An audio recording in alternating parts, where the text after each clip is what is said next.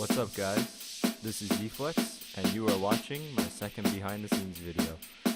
In this video, I'm just gonna be talking about my song Knavesmire, the song I did with my buddy Kenyon, and we got it released on Mach One music. Whoopee! So yeah, um, this in this video, I'm just gonna be talking about the backstory of the song, like I normally do, some of the sounds I use, and some production stuff or arrangement stuff. So yeah, enjoy 30 minutes or so of me rambling about the song, etc., etc. Alright, so let's dive into this. So the song is called Knavesmire. Why is it called Knavesmire? Well, basically Kenyon and I kind of created the song as a joke. When I mean as a joke, it's kind of like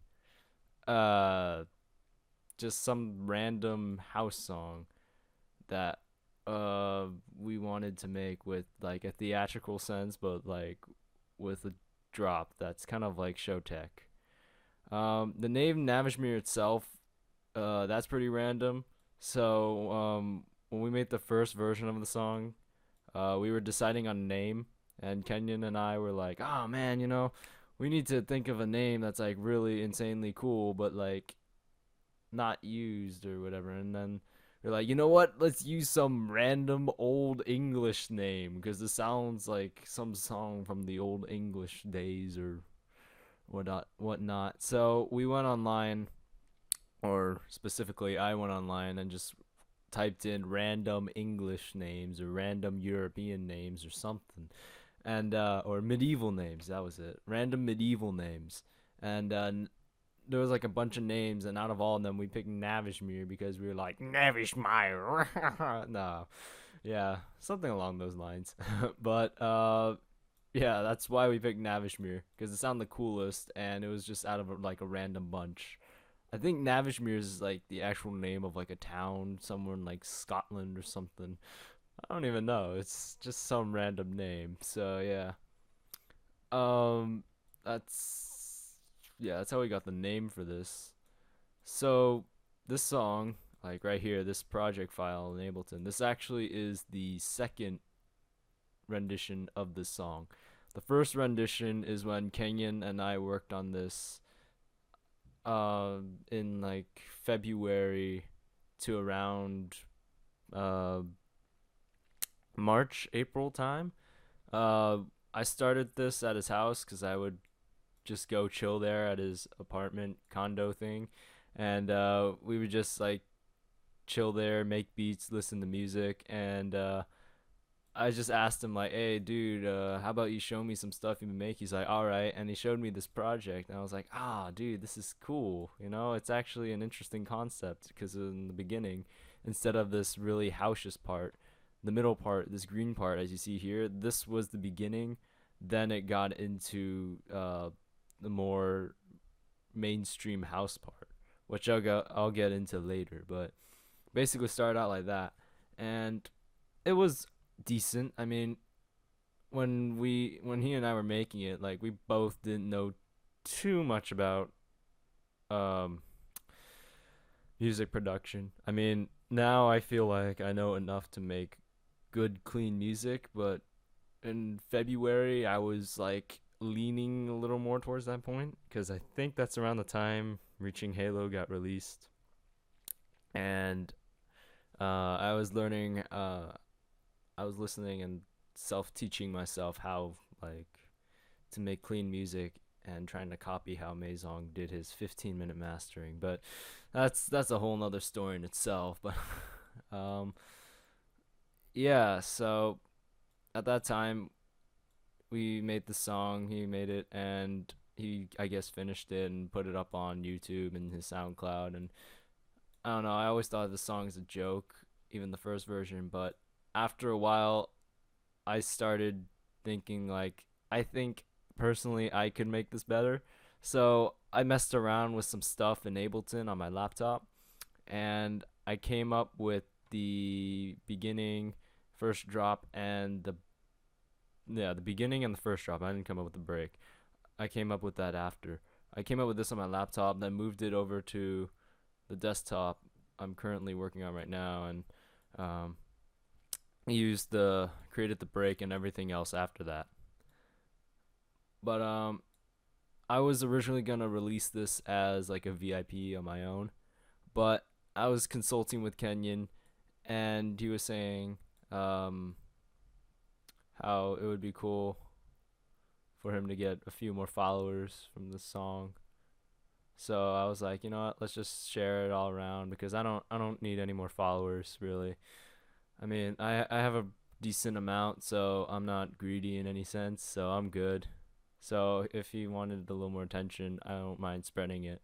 Plus, he got onto like a label, or he got his name on a label through that way. So I wanted to help him out that way, get his feet into. Okay, let me rephrase that. I get him into the music industry, or his first steps into it. I don't know. Right now I'm a little derpy, but yeah. So basically, I just wanted to help him out, and so I basically made the song, did the mix down and the mastering, but gave him the credit because he originally composed this, and I just kind of arranged it differently.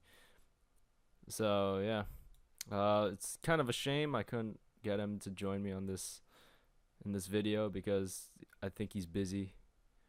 Um, Tried asking him, but he's like, ah, nah, dude, I'm doing stuff and I'm hella busy. I'm like, all right, well, so much for that. Video would have been a lot more entertaining, but it's all good. It's all good. All right, so I'm just gonna dive into the production of the song. So if you've heard the song, then you pretty much know the basic structure of the song. But if you haven't listened to the song, then this probably will benefit you in some way or could confuse you. I don't know. You might not know what I'm talking about.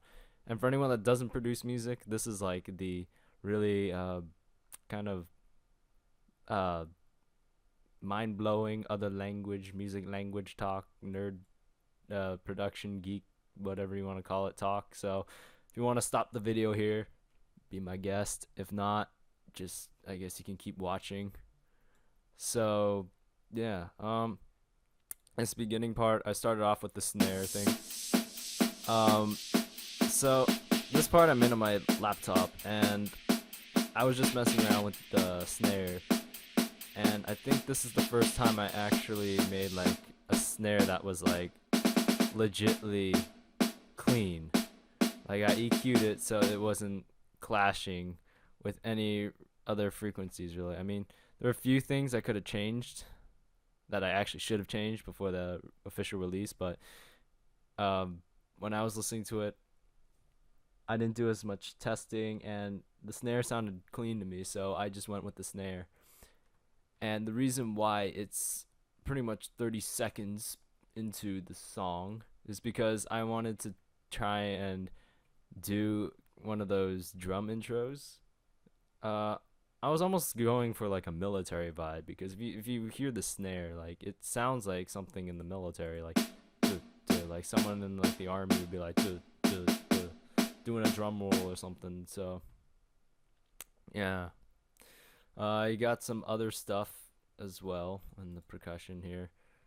I have a couple samples from old sample pack. No, not a sample pack. It's like a like a video with samples that provided samples from like a long time ago when I first started producing, or not even producing. That means just learn how to use Ableton. I watched my first video on Ableton, and this dude had like these 6 samples up for grabs. He's like, you can download it for free. I'm like, you know what? I'm gonna go for it. I don't know if I'm gonna use this stuff, but I'm gonna use it anyways. I'm gonna go grab it anyways. So decided to go grab it, and now I actually used it. So yeah, I used the jingle sound. Use some MIDI for that, like just kind of loops on every beat. And I have this shaker, which is pretty cool. So basically, like it goes at almost like the strobe shaker in like Dead Mouse's song, except I think And in the beginning here, for the song, I did do some transposing. And for all you that don't know what transposing is, basically this button changes the pitch. So if you go down, it lowers the pitch, and if you pull it up like this, it goes up in pitch. It's kind of like a manual pitcher, I would think. So basically, I just pitched it for to -3 when it goes for its first bout, and then when it goes for like the 4 hits on the kick, it's down to -6. So I have it pitch up, pitch down all the time, kind of oscillating. Just something different, interesting, caught my ear. Yeah. So that's basically the percussion for right now until you get into like the 30-second mark. And then Alright, so the first thing that hits you off the bat is the kick, the synths, and the bass. Honestly, the best part for me in this part is the bass. I like this bass. It's actually pretty interesting because two of these instruments actually come from Ableton Live 8. And as you can tell, this is Ableton Live 9.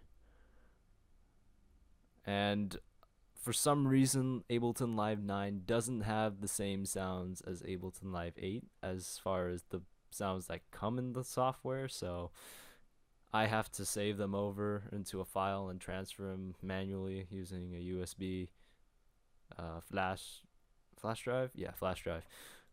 Yeah, but I use these two sounds called the analog and bass glib. Yeah, so this is what they sound like. Get the MIDI going. And the MIDI is basically coinciding with like the synth line. Sounds pretty cool. I like it because it resembles like a real bass. It's like pluckish. It's like dun, dun, dun, dun, dun, dun. It sounds really cool to me. So I left it at that. And then I have a Nexus going. I have just the basic saw, kind of like the farting bass sound, we call it. Yeah. So moving on to the synths. Basically, you have the electric screamer, the Ableton Live Synthetics guitar that I love using. You have this XXM June, and it's on a chorus pad, and you have this polybit Kutch. So if I didn't show you what polybit looks like before, it's basically this plugin over here, this complex looking thing. I'm gonna be honest, I don't know what a lot of it does. I just kind of tweak knobs occasionally, but I use the presets in it. But basically what I did is I used polybit and the SXM June to create that kind of dirty like gua gua gua sound, and to make it really gua gua, I guess I would call that the gua gua sound, I used this plugin called Camel Crusher. It's by Camel Audio. This is basically the little brother to Camel Fat, and that is a plugin a lot of mainstream artists use, especially Martin Garrix. I know he used that especially for animals in a lot of his channels. So yeah, this is like the little baby brother of Camel Fat, the one that Martin Garrix used. And this one's free. The other one's like $100, and I'm not willing to pay $100 right now because I don't have the money. But yeah, so basically these two together with that Camel Crusher on, it sounds like this.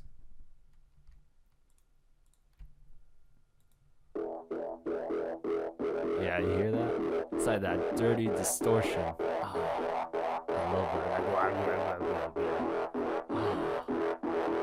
So good. Yeah, you have that right. So that's pretty much the lead sound into it. As I mentioned in my last video, The Journey Through Icon, I do use this sound. This is pretty much the lead sound in this song.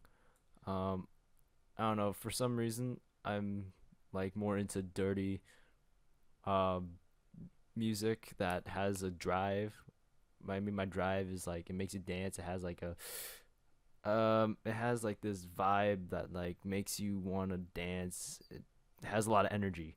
That's the word I was looking for. It has a lot of energy. So music with a lot of energy usually is something I pick up on, which is why I hate to say I'm not a big fan of chill. Some chill is good as long as it has some energetic parts to it, but if it's like really ambient, it's a little harder for me to get into that. But that's on a different note. So I also have two choirs going as well. One from Contact, this this guy, and one from Nexus. If you guys don't know what Nexus looks like, then here's Nexus. Hey. Yeah. And I also have the mainstream Hit That Man coming up. I also Camel Crush that. Basically it's from Nexus. It's just one of the presets from library. This XP Dance Volume 2 thing. Basically this is the synth that I think Kenyon used in the beginning. Basically, when we were making the song, he wanted the sound to kind of resemble Showtek, because he kind of stumbled upon this sound when he downloaded Camel Crusher and Camel Crushed the sound. He's all like, dude, Greg, it sounds like Showtek. I'm like, what? He's like, yeah, man, it sounds like Showtek. I'm like, I listened to him, I'm like, dude, this sounds like Showtek. Let's use this. So yeah, it's really mainstream. Sounds like Showtek. And he's a really big fan of Showtek. I mean, he's been listening to them when they were making God's grace. Alright, so let's get into these vocal samples. So basically, the vocal sample of God's Grace and This Is a Perfect Match. It's basically two Vengeance samples. But I think this one I had to chop up because it was the original sample was not precisely hitting where it is, like where it matches, like it's like match. Yeah, perfect match. Like the match comes a little bit like right before the drop, but yeah, before it was a little bit after with the reverb and stuff from the Vengeance sample. So I had to cut that and do some stuff to that. I don't think I had to do much of this other than put it to the beats per minute of 128. So yeah, I added some reverb and ping pong delay, and this is the EQ. Looking back on this EQ, I probably should have cut some areas because Vengeance samples are known to not be that great. I mean, I just kind of filtered out some of the bad sounds, but I could have filtered out some more of the bad sounds that I didn't want. Or not really bad sounds, just unnecessary sounds. So yeah, that's it. God's grace. Yeah, this isn't as hard hitting as I thought this part would be, because I thought this part had a lot of sub bass for some reason, but when I was making the song, I was also experimenting with sub bass. I had no clue what sub bass was until I made the song, so I do have sub bass going, but like the sub bass levels are insanely low. As you can see, it's like -44. It's like it's like 48 hertz. While that's playing, I mean, you could barely hear that unless you have a subwoofer. Even with the subwoofer, Is a perfect match. Yeah, so that goes into the drop part. So one thing I want to talk about before that is the kick. Basically, the kick is comprised of three things: my top kick, a kind of middle-ish kick, and a bottom kick for the drop. So basically, this top kick is this kick I made with Kenyon, or at his house or his apartment. Yeah, his apartment. Basically, I watched the video, and the dude was saying, oh, you can make your own kicks by compiling 3 kicks and filtering out some stuff and EQing it a certain way so that they're all in one. So basically, I made this kick, and at the time, I thought it was just something me and Kenyon can use. I was like, this is kind of a crappy kick, you know, it's just something fast I made for this project, for the first Knavesmire project, and I probably won't ever use this that much, but it's just something good to use. turns out I'm actually using this kick quite a lot. I used this kick in the Journey Through Iacon. I did not use this in my Disturbed remix because I kind of forgot about the kick. But some of my future releases that you will be hearing hopefully really soon do comprise of this kick that I made with Kenyon at his house. And if you want to know what the kick is comprised of, it's comprised, I think, of this kick 26, but I don't know why I have to put it back in. I think another kick 10, and both of those kicks come from this free pack online called Disco Uncle.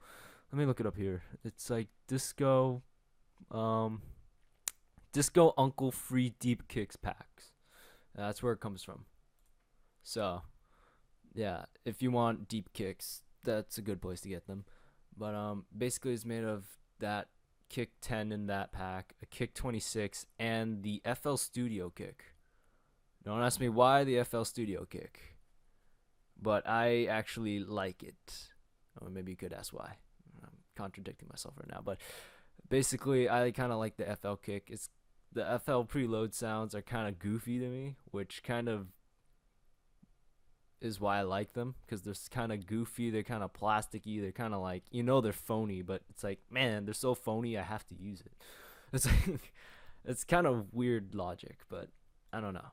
So yeah, that's how this kick was made, and just did some stuff to that. So in this song though, I cut out all the lows for our kick.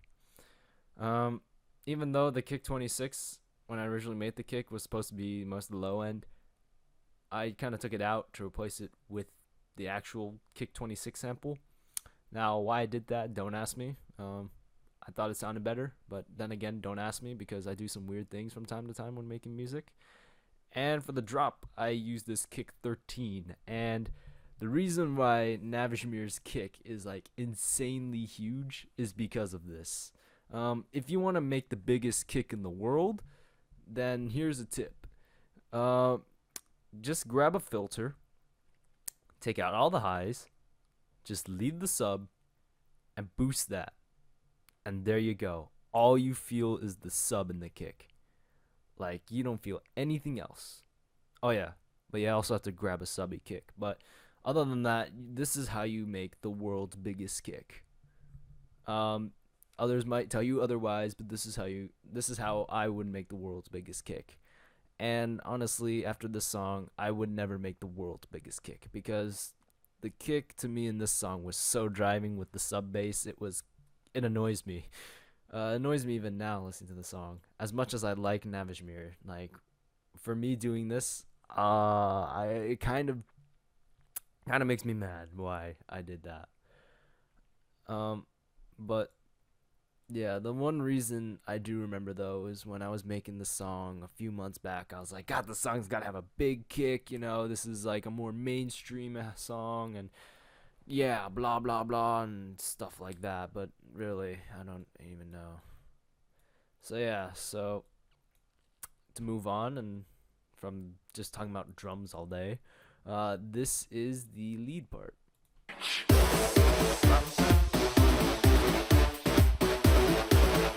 So it's basically the same.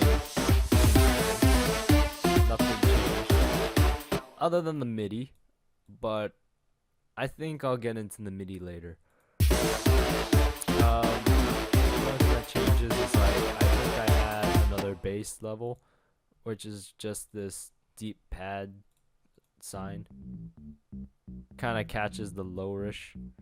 I don't know, just looking at it now, I kind of EQ'd it kind of badly, because if you see the waveform, it's all over here, and I kind of didn't cut out all the highs, and I didn't really do anything to the low end. It's kind of like, I don't know. I wonder why I did that. Yeah, there's this part.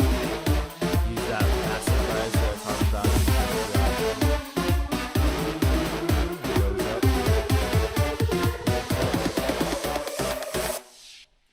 Do that kind of drop thing.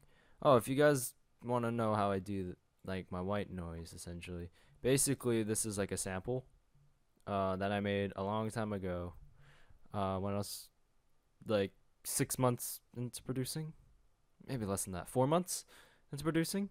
Um, I had Ableton Live 9, this version, but as a trial, and it was a 30-day trial, and I wanted to get white noise because I had this synth called Operator, and I didn't have it before in my Live 8. So in the trial, I wanted to get that, and I created a note which dispersed white noise, and basically I've been using that as a sample ever since I made it and I bounced it out of that file, that trial file. That rhymes. That trial file. So and to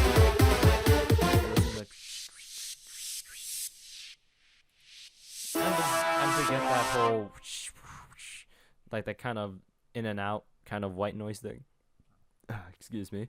All you have to do is maneuver the filter. I mean, this is what my filtering looks like for white noise. I can zoom out. It looks like a bunch of squiggles. That's because it is a bunch of squiggles. But it's just basically the automation when it, like how loud it is when it goes down and goes up and stuff. So like it goes down and then comes back up. Yeah, I like filters. I use that a lot in mixing, but I use that for white noise specifically, and built and intros a lot of the times in my songs. So this is the break. This is the initial part we started with in Knavesmire, or Kenyon created. It was really theatrical before, and it had a vengeance sample of this old dude talking, and I don't remember what he was saying. I think it's the same vocal sample that I used in that one song I released for a little bit called Arpeggios, or the song, I think I used that in my first guest mix for Subsilence podcast. Don't know why I did. Bad song, but I think I used that vocal sample, but I decided not to use that here since I used it before. So basically this part is basically the same instruments. It's just like the SXMG on the clutch, the choirs. And you go in a little bit into break screaming. Comes in with the bass. But this is the part that really comes in. Like it comes in with the sub and the Magna lead song. Now this is like what I call the second Showtech sound.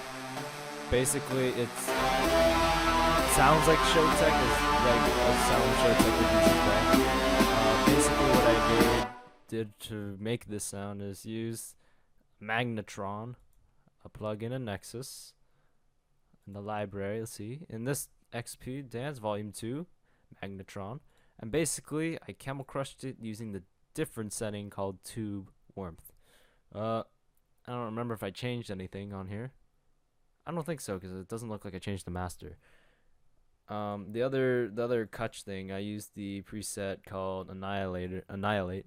That gives it that really distorted sound. The Tube Warmth is really more, it's warmer, it's not as distorted, it's cleaner. It's the best way I can describe it. Yeah. And it goes into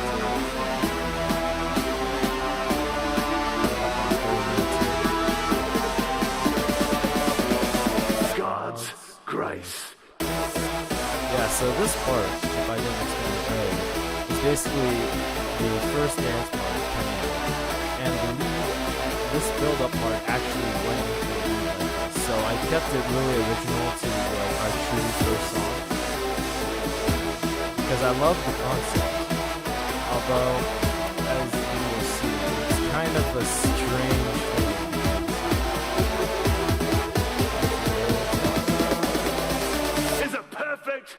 No, it's perfect. Alright, so for any of you music guys like me, this song to me doesn't make any sense, but to my ears it does. What I mean by that is the song is in the key of E, or most of the song is in the key of E, but when it drops, it's in the key of C. Now how it does that, I have no clue. How it sounds good, I have no freaking clue.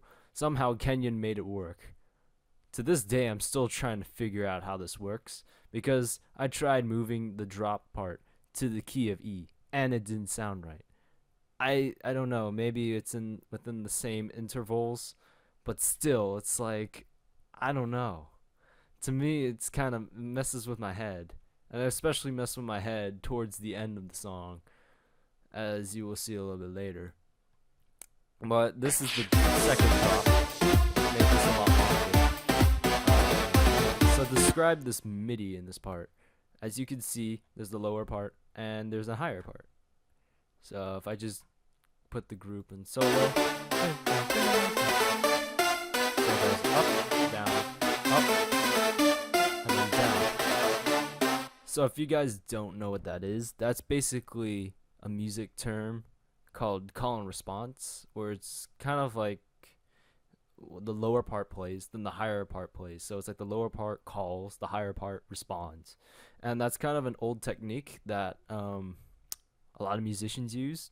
If you want a real modern kind of take on it, Martin Garrix's song Proxy uses that. That's like one of the few songs I like from Martin Garrix. And another song that uses it is Far Too Loud song Boom. Oh, that song's awesome. But yeah, they use that like call and response thing. It's really cool. I really love it when artists use that. No matter how mainstream the song is, I love it when artists use that technique. Always changes up the sound. So yeah, basically in this part in relation to the first drop, this part is just an octave higher, as this part's octave lower. So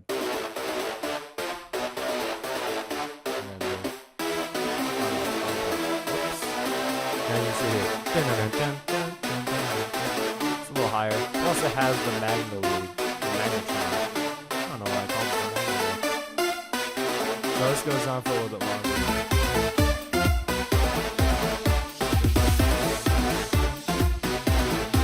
I have to say though, this is probably one of the catchiest melodies, besides Reaching Halo. It's so simple, but it works so well. I don't even know how, but yeah, that's a question to ask him. As you notice in this part, the kicks, right? It goes regular 4/4, then it does that da da da. I don't know, for me, I like that variation. Most kind of house songs or big room, whatever you want to consider this, just has the 4/4 going all the time. Personally, I like to change it up, and I know hardstyle likes to do that boom boom boom bubble boom thing, and I didn't even know that, but I guess you can call this like the hardstyle four kicks in a row thing. Kind of like a hardstyle. I don't know what's going on.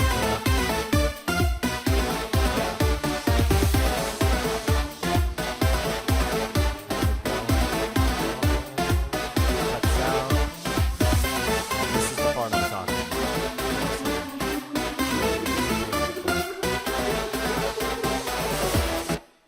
So, as you guys know, this is in the key of C, and somehow I have to get it back in the key of E. Well, it took me a while to maneuver this to where I actually liked it, but basically all I did was I left kind of like this lead thing from C, put it down to C2, had it go twice, and then had C play, and then it just goes straight down to E in like this descending scale. So yeah, that's pretty much how I did it, and this part, I swear, was probably the part that took the longest. I mean, I made this on the first time, on my first try, but for some reason it didn't sound right, and I kept thinking, this isn't good, it's too sudden to go, but I kind of just said YOLO and went with it. That's how I feel half of my decisions work out, but yeah. So I'm gonna go to this part. Either this part or this part is like so why? Because the outro is awesome. I like these outros.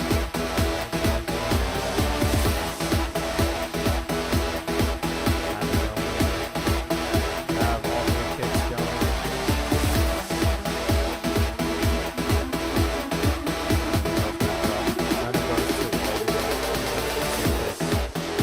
I love the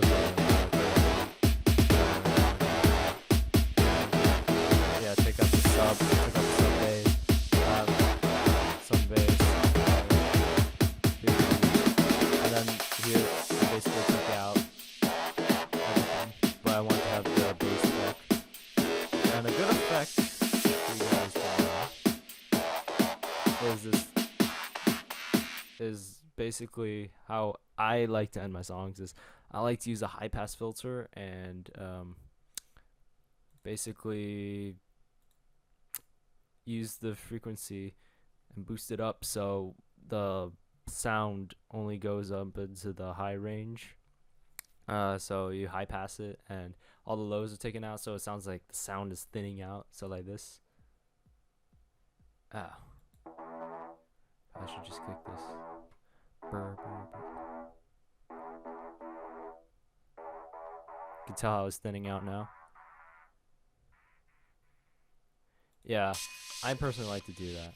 Then I got my ding sample there. Can't end without that ding. But yeah, that's pretty much how I made Knavesmire in a nutshell. There's some other things like the kick. I did that same frequency thing, you know, when it goes up.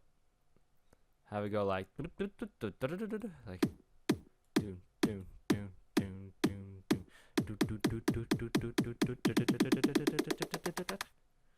yeah, have that going too for all the kicks and percussion and such. But yeah, that's basically Knavesmire in a nutshell. Um, the synths aren't anything particularly crazy. I'm mostly I hate to say it, a preset user. I like to use Ableton Live sounds because I'm used to it. A lot of artists overlook that, and nothing against them. I just think that a lot of they're not utilizing what is already given to them. And honestly, I just think that's kind of stupid, but I don't know. If you can make your own sample or your own sound and massive or silent, then good for you because that's pretty hard as well. So I give you credit there. But some of the Ableton Live sounds are good. It's just you gotta look around and experiment. That's what I like to do. I like to take some of the preset sounds that are really weird, but I like to mess around with it. But yeah, so this is Knavesmire. This is everything to it. I didn't get into a lot of like the symbols and stuff because that's kind of self-explanatory. I could do it at another time in another video because it's really simple. A lot of artists do it anyway, so I didn't think that would be too interesting. But yeah, so that's Knavesmire in a nutshell, and this was all pretty much made between me and Kenyon, goofing off at his place and messing around in FL and Ableton. So yeah, be sure to grab the song because it's out on Mach One Music for free, and please follow Kenyon Butler.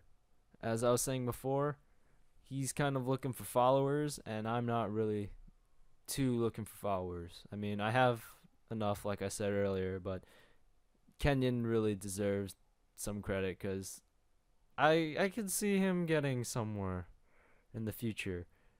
I don't know where he's gonna be going, but I know he's gonna be making some cool stuff. So yeah, expect to see more from him. Maybe we'll do something else in the future. Who knows? I really don't know what I do with that guy sometimes. But yeah.